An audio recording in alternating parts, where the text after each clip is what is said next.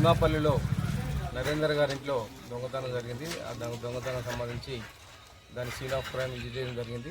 దీంట్లో cruise team అన్ని dog squad వీధి వచ్చాయి.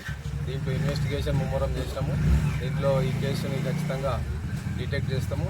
ఇక్కడ సీసీ కెమెరాలు కూడా వచ్చినాయి, ఫుటేజ్ కూడా ఉంది.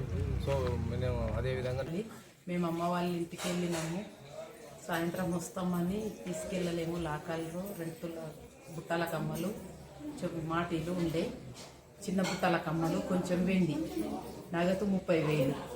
లాకర్ తీసిండ్రు, కబోర్డ్ లాకరు, బీరువా లాకర్ 2 తీసిండ్రు, తీసుకెళ్ళిండ్రు.